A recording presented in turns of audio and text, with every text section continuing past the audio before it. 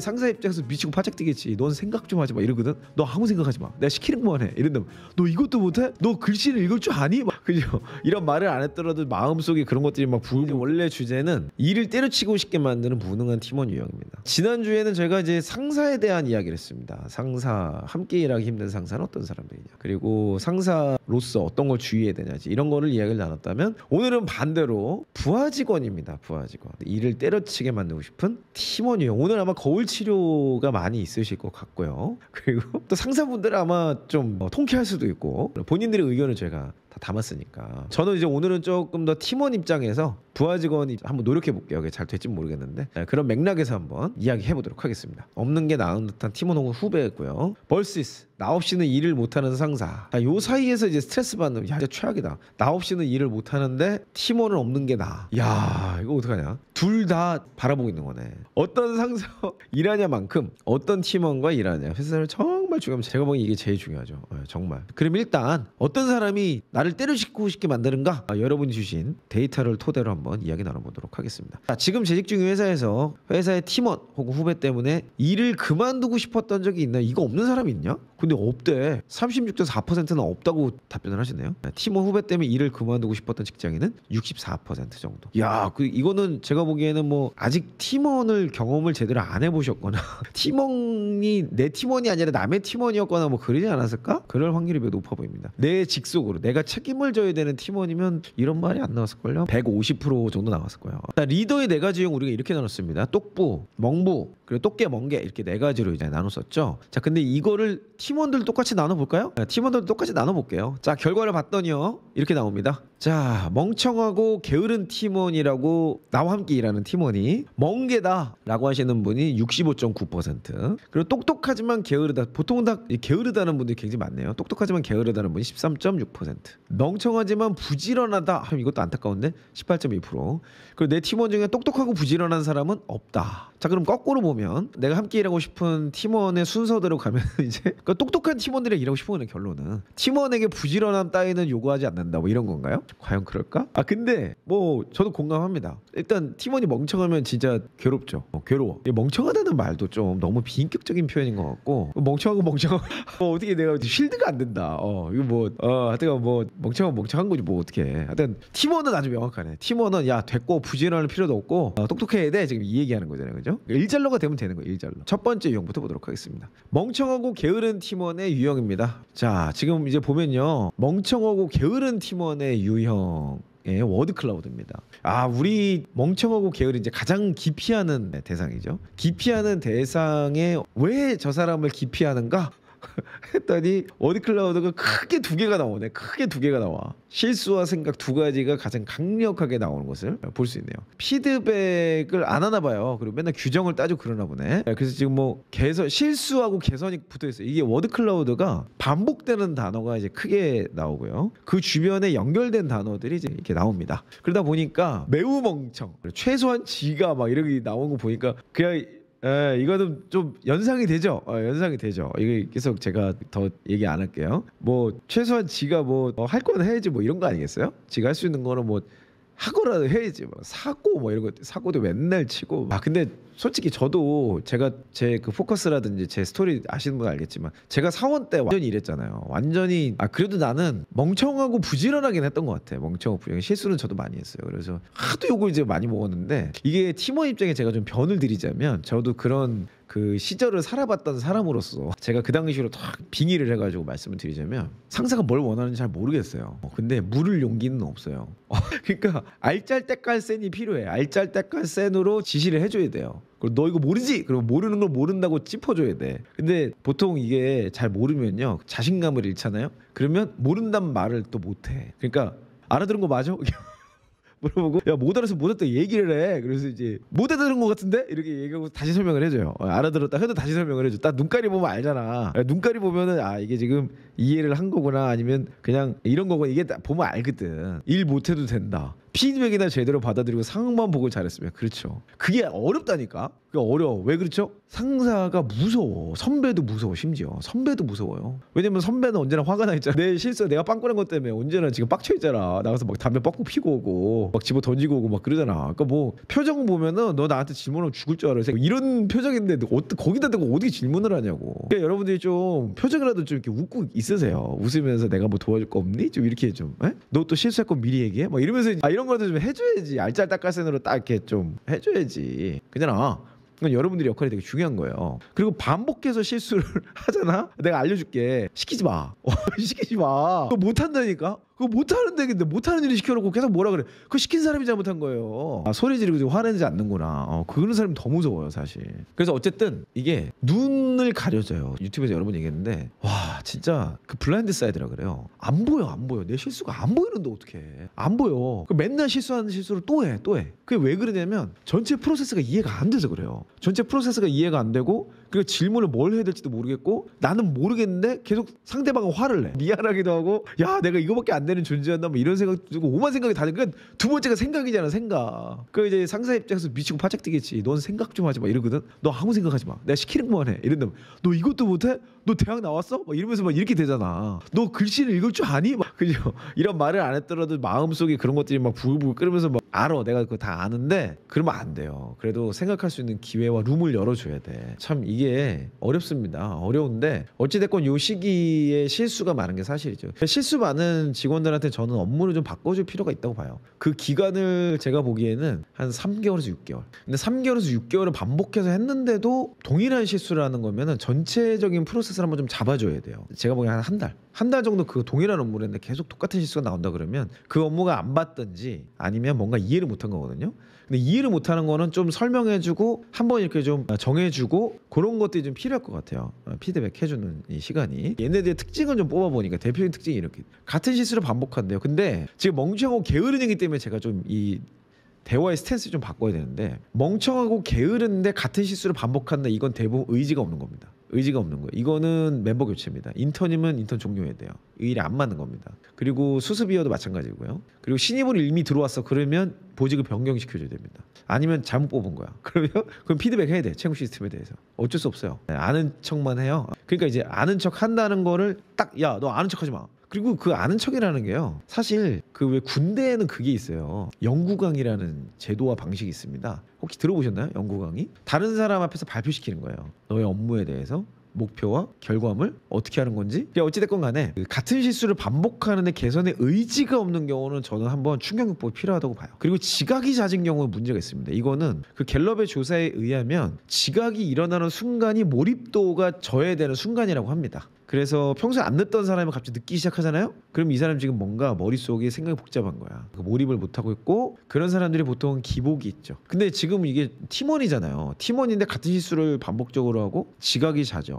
근데 주어진 업무를 데드라인까지도 완성을 못해. 얘는 조금 능력의 문제일 수 있어요. 주어진 업무를 데드라인까지 완성하지 못한다. 그건 능력의 문제일 수 있고 업무에 대한 피드백을 받아들이지 않습니다는 태도의 문제죠. 그래서 제가 보기에는 2번, 4번은 두 번째, 네 번째 거는 조금 태도의 문제인 것 같고요. 그 1번과 3번은 실력의 문제 같습니다. 둘 다가 문제죠. 근데 주니어 레벨에서는 사실 태도라도 좋아야죠. 실력은 없을 수 있는데 태도라도 좋아야지. 그래서 제가 예전에 직급별 강의를 했지만 주니어 레벨에게 요구받는 거는 능력보다는 저는 일단 태도인 것 같아요. 태도가 좋으면요 좀 성과가 안 나도 기다려줄 수도 있고 막 혼을 내다가도 이렇게 아련해지기도 해. 그런 게 있어요. 그래서 태도가 좋으면 그래도 상사를 고민하게 만듭니다. 근데 태도까지 안 좋으면 이제 뭐 손절이지 뭐. 바로 손절이야. 바로 손절. 어디서 저런 애가 들어왔냐 말이지. 이렇게 되는 거지. 저는 일단 무조건 태도에 대한 부분을 먼저 지금 이런 상황이다. 이건 객관적인 팩트니까. 자 일단 이렇게 좀 될 수 있고요. 이런 분들과 함께 일하는 그 상사분들에게 제가 좀 조언을 드리겠습니다. 내 팀원이 멍청 게으른 팀원이다라고 할 때 여러분들은 이분들에게 성과를 요구하시면 안 됩니다. 태도의 개선만 요구하셔야 됩니다. 게으른 거는 문제가 있거든요. 팀원인데 게으른 거는. 상사는 이게 좋은 거예요. 근데 팀원은 이러면 안 되죠. 그러면 상사가 부지런해집니다. 팀원이 게으르면 상사가 부지런해지거든요. 그러니까 상사가 부지런해지면 팀원이 필요 없는 존재라는 뜻이에요. 아주 결정적입니다. 그러니까 상사가 막 우리 상사가 지금 막 바빠. 맨날 정신없어. 그러면 내가 지금 역할을 못하고 있다. 그냥 이렇게 생각하시면 아주 쉬워요. 물론 이제 상사가 능력이 없어서 이제 그런 경우도 물론 있습니다. 네, 물론 있는데 그 뭐 방금 발탁이 됐다거나 이런 특수 경우 제외하고 일정 기간 그 역할을 해오셨는데 갑자기 상사가 막 바빠져. 그리고 되게 항상 허덕거려. 그러면은 이제 둘 중에 하나일 확률이 매우 높은데 어쨌든 팀원으로서 역할을 제대로 못하고 있는 확률이 높다. 이런 분들하고 일할 때는요, 성과를 너무 기대하지 마시고 성과의 기대 수준을 낮추시고 태도의 교정을 강력하게 요구하셔야 됩니다. 그리고 태도가 지속적으로 안 바뀌다. 특별히 지각이나 피드백을 받아들이지 않는 이런 되먹지 못한 태도가 반복될 경우에는 강도 높은 조치를 강구하는 게 좋습니다. 그리고 이런 경우에는 인사팀과 상사에게 요청을 해야 됩니다. 나는 쟤랑 일 못하겠습니다. 쟤랑은 진짜 못하겠어요.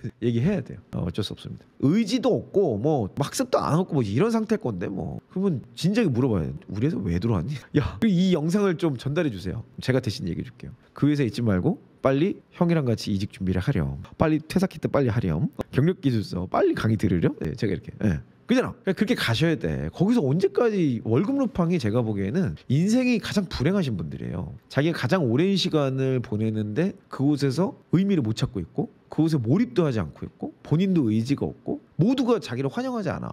그거는 좀 나는 너무 불행한 게 아닌가. 일시적으로 그 현상이 있는 경우도 있을 수도 있습니다만 저는 저렇게 막 더 이상 아무 말도 하고 싶지 않고 막 말하기도 싫고 막 이런 상태가 되면은 정말 그런 분들에겐 퇴사한 인형을 넌지시 이렇게 딱 사서 주시는 것도 괜찮아요. 생일 선물로 널 위해 준비했어 퇴사 키트다. 그러면 막 굉장히 좋아할지도 몰라요. 근데 게으르면 그것도 안 하겠죠. 자, 그래서 이 유형과 일하는 상사의 특징은요, 팀원의 팔로우십의 만족도가 가장 낮다고 합니다. 그래서 말만 네라고 하고 말만 네 해놓고 본인 방식대로 일 처리하는데 이건 진짜 최악이죠. 나를 상사 혹은 사수로 생각하고 있는지 의문이 든다. 이게 이런 분들이 사실 상사들로 하여금 자괴감을 갖게 하는 분들입니다. 그래서 여러분들이 진짜 냉정하게 한번 스스로를 좀 거울 앞에 서보세요. 여러분의 상사가 여러분 볼 때 아까 위에서 봤던 저런 내용들로 볼지 아니면 지금 이렇게 얘기를 하고 있을지 나를 상사로 생각이나 하는 걸까? 막 이런 생각이 들게 하고 있는 건 아닌지. 팀장이나 상사에 대한 존경 및 제가 보면 이게 참 중요합니다. 일단 이게 안 되면요, 이거 안 됩니다. 팀장이나 상사가 존경할 만한 사람이라서 존경하는 거는 진짜 제가 보기에는 진짜 축복받은 존재예요. 제가 보기엔 그거는 정말 축복받은 분들이고 제가 보기에는 업무에 대한 배움 태도는 일단 내가 저 상사에게 배우겠다라는 이 태도가 전제가 될 때 이 뒤에 게 되는 거예요. 그러니까 당연히 이게 없죠. 팀장이나 상사가 무능하고 심지어 꼰대라도 존경하는 거가 훈련이 돼야 됩니다. 더 위로 올라가서 더 권력이 높아질걸요?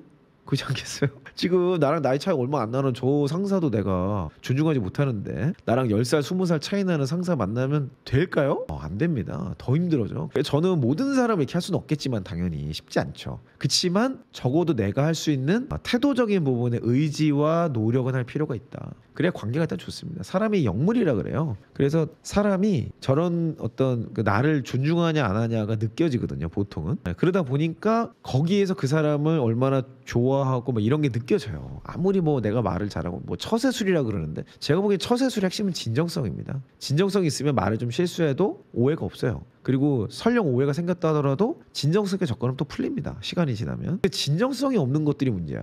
진정성이 없이 요 말만 이빨을 그냥 강냉이 털어버려야 돼. 그냥 입을 그냥 쳐야 되는데 그 진정성 없이 그 순간만 묘면하는 것들이 있어요. 겉들이랑 좀 그러네. 그것만 하시는 그것만 하시는 그런 인간들이 있는데 제가 보기에는 그건 굉장히 나중에 본인들도 굉장히 어려울 거예요. 그 열매를 본인이 먹을 수가 있죠. 그러니까 과정에서의 비효율을 이야기할 때 받아들이 보통 이렇습니다. 왜 그렇죠? 과정에서의 비효율, 그러니까 쉽게 말해서 일을 너무 못하고 있다는 거예요. 야, 그렇게 일하면 안 되지. 지적을 했는데 받아들이지 못했고 왜 그래요? 이 사람은 게으르거든. 그래 나는 지금까지 내가 해왔던 방식으로 그냥 빨리 끝내고 싶은데 계속 그거를 발전시키라고 그러고 계속 그거를 뭐 좀 더 잘해보라 그러니까 이게 짜증이 나왔나? 얼마나 짜증납니까? 이게 굉장히 짜증나죠. 그러니까 이게 일을 잘 못하고 게으른 경우이기 때문에 당연히 받아들이지 못합니다. 그건 당연한 겁니다. 그래서 사실 부하 직원 입장에서는 그냥 상사의 피드백을 그냥 겸손하게 수용을 하셔야 돼요. 그걸 그냥 쉽게 받아들이셔야 됩니다. 그게 맞건 틀리건은 다음 문제예요. 일단은 저 사람이 그렇게 느꼈다면 그런 거구나라고 생각을 하셔야 돼요. 그래서 일단 상사의 이 피드백은 받아들이는 게 참 중요하다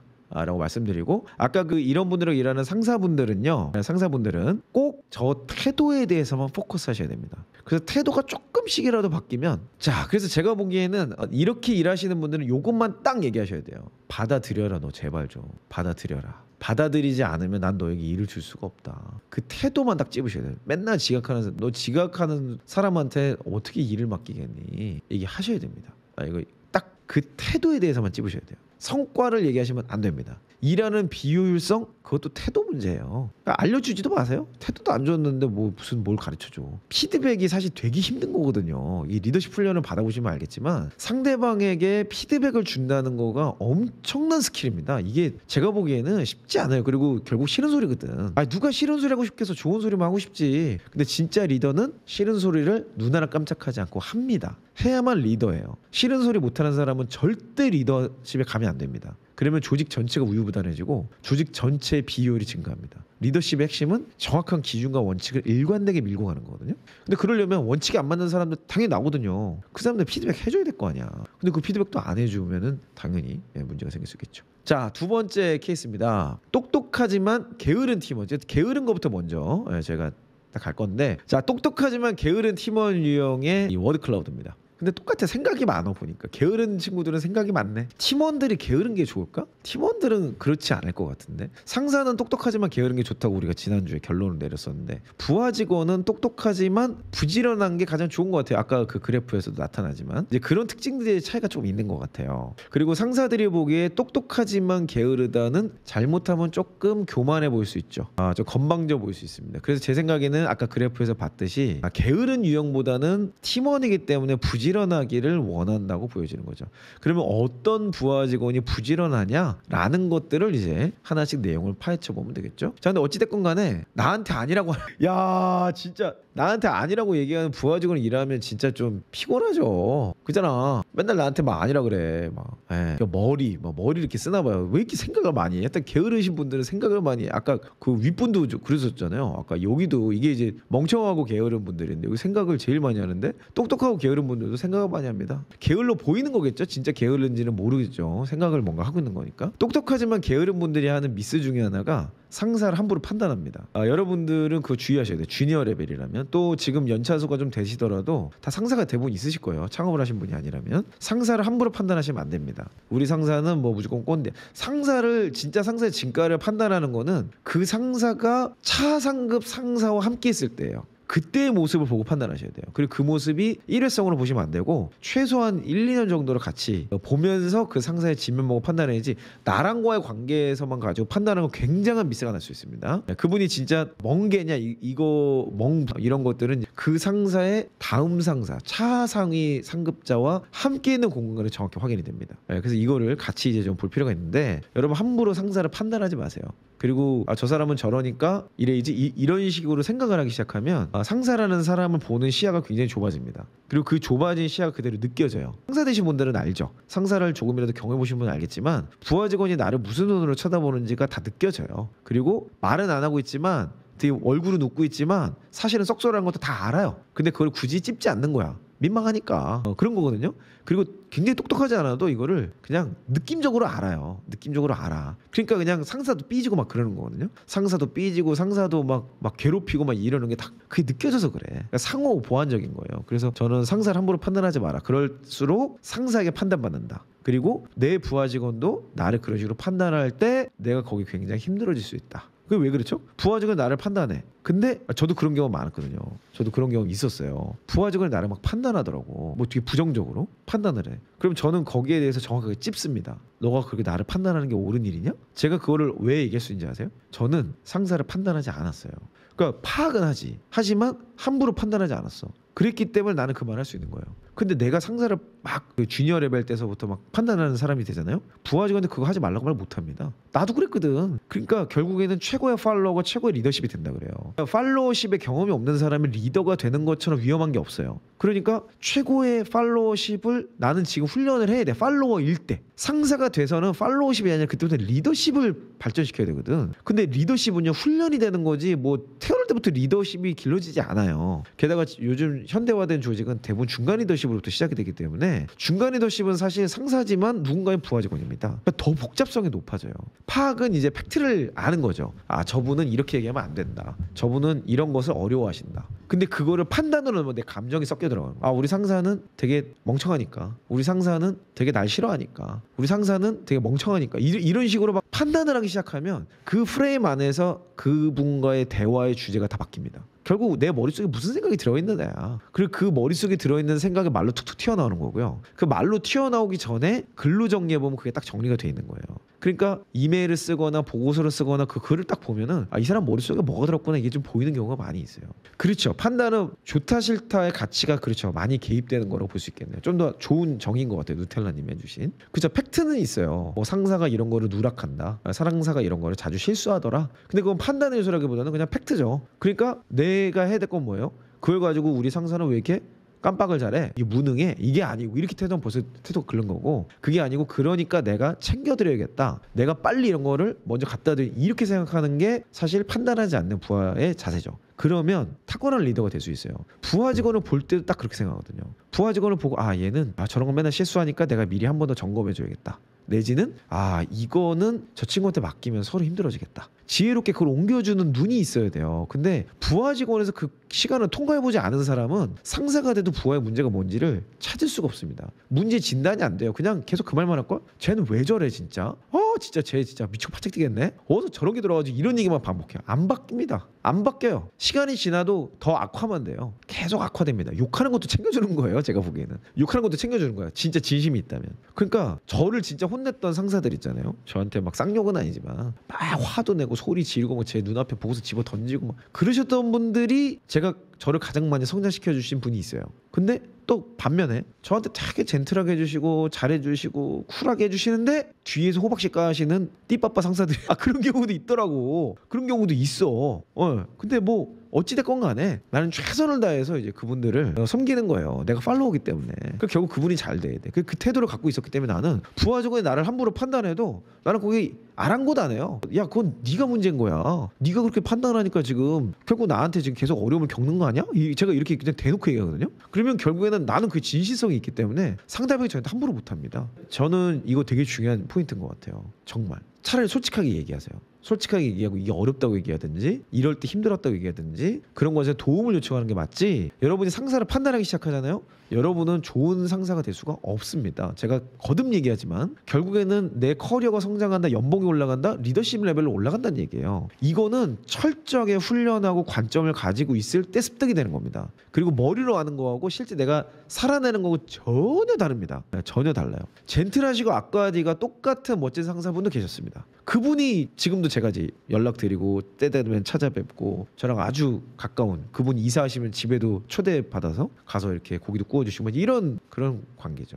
회사에서 좋은 상사를 만든다는 거는 진짜 서로 좋은 거예요. 근데 그분이 모든 부하 직원하고 그런 관계일까요? 아니에요. 저 같은 사람이 거의 뭐 손에 꼽아야 한두 명. 그분도 그렇게 얘기하세요. 이렇게 집에까지 초대해서 와줘서 고맙네 초대하는 사람이 몇 명 없지만은 이러신다고. 대기업이 굉장히 높으신 분인데도. 그러니까 그거는 제가 보기엔 축복인 것 같아요. 축복이야. 그런 분들이라면 좋고, 서로 여러분도 그 상사를 판단하려고 하지 말고 도와주셔야 되고, 또 상사가 됐을 때 여러분 부하 직원에 대해서 판단하려고 하기보다는 도와주려고, 이런 것들이 훈련이 됐을 때 같이 일하고 싶은 팀워커로서 성장할 수 있게 된다는 거죠. 자, 그래서 이제 똑똑하고 게으른 분들이 보통 좀 소위 개념 없다고 하는 거죠. 그래서 말은 잘하는 것 같은데 듣고 나면 기분 나쁘고, 뭐 일은 좀 앞에서 지가 다 하는 것 같이 하는데 실제로는 맨날 빵꾸 내고 뭐 이런 거지, 뭐 이런 거. 그리고 지 할 일만 쏙 하고 사라진다고, 좀 얍실하고 좀 이렇게 짜증나고 좀 이런 거가 아마 여기 해당이 될 겁니다. 그러니까 나한테 아니라고, 이거 너무 공감된다. 아니라고 나한테 계속 지금 이러는 거지. 맨날 아니라고 하는 거야. 뭐 어쩌고 저쩌고 막 맨날 경력만 생각해. 지 경력만.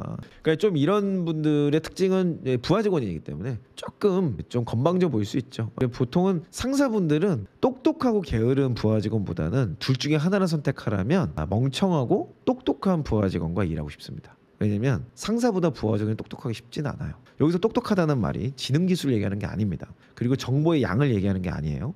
그리고 일을 잘하는 효율성과 이런 걸 얘기하는 게 아니고 정치 관계, 의사소통 방식, 사내 문화 이런 걸 얘기하는 거예요. 결국에는 어느 조직에서 성과를 낸다는 의미는 뭐냐면 다른 사람들과 연결이 돼서 조직력으로 성과를 내는 거거든요. 그러니까 리더십의 아주 중요한 핵심적인 요소는 조직에서 일하는 방식, 조직의 우선순위, 그리고 상사의 어떤 선호도나 취향 같은 거를 많이 알고 있는 사람이 똑똑한 거예요. 이 똑똑하면 정의가 좀 다를 수 있죠. 근데 어찌됐건 그건 상사야. 그러니까 상사를 뛰어넘는 부하 직원은 없어요. 일반적으로 그렇습니다. 그리고 결국에는 둘 중에 하나를 선택하라면 차라리 멍청하고 부지런한 선택하지 않을까 하는 생각이 좀 들고, 사실 리더십으로서 좀 더 역량이 생긴다면 똑똑하고 게으른 팀원도 소화를 할 수 있게 될 겁니다. 리더십의 레벨을 얘기하는 거예요. 리더십 레벨이 조금 낮으신 분들은 멍부를 더 선호할 겁니다. 근데 리더십 레벨이 한 차원 올라가면 똑똑하고 게으른 사람들을 더 선호합니다. 여기서 한 단계 더 올라가면요 어떻게 되는지 아세요? 이 리더십 분들 잘 들으셔야 돼요. 자, 리더십 레벨이 낮을 때 가장 낮은 단계는 멍청하고 게으른 부하 직원이 오면은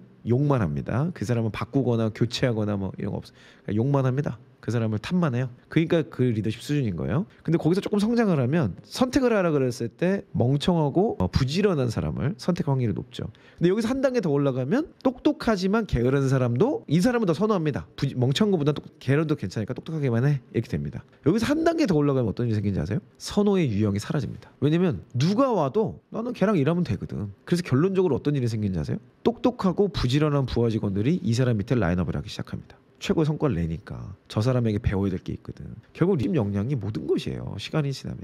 그러니까 우리가 커리어를 올라간다? 결국 이걸 생각한다면, 이 내용을 우리가 잘 정리한다면 사실은 내 커리어 그리고 대인관계, 대인관계 핵심은 리더십, 리더십의 핵심은 상대방의 상황을 정확히 이해하고 그 맥락 속에서 상대방이 원하는 거 먼저 제시하는 거죠. 결국 리더십의 최종 단계는 그겁니다. 그러니까 그쪽으로 이제 쭉 올라가게 되는 거죠. 여러분이 뭐 어떤 회사에서 어떻게 일하시는지 모르겠지만 여러분의 어떤 상황만을 가지고 모든 걸 판단하려고 하시면 안 돼요. 탑 레벨을 올라가잖아요. 전혀 다른 세계가 또 열립니다. 어느 임계점을 딱 넘는 순간. 그래서 여러분들이 리더십을 겨우 집중하시고 그걸 계속해서 지금 내가 주니어고 어리다고 해서 리더십을 등한시할 게 아니고 결국 리더십 관점에서 생각해 보는 거예요. 리더십 관점에서 바라보고 리더십 관점에서 조율을 해보는 게 그런 경험이 쌓여서 준비된 리더로서 성장을 하게 되는 거죠. 그때 기회가 주어지는 겁니다. 여러분들 이거를 좀 기억하시면 좋겠습니다. 이분들의 특징을 정리하면 이래요. 본인이 원하는 일에만 최선을 다하는데 그러니까 건방지다 그러지. 아니 회사에서 저 할 일이 있는데 그걸 안 하고서 어떻게 지 하고 싶은 일만 하냐고. 그러다 보니까 필요할 때 자리에 없어. 막 바빠 맨날 이렇게 막 회사 생활 지 혼자 다 해. 막 그리고 고집이 있어요.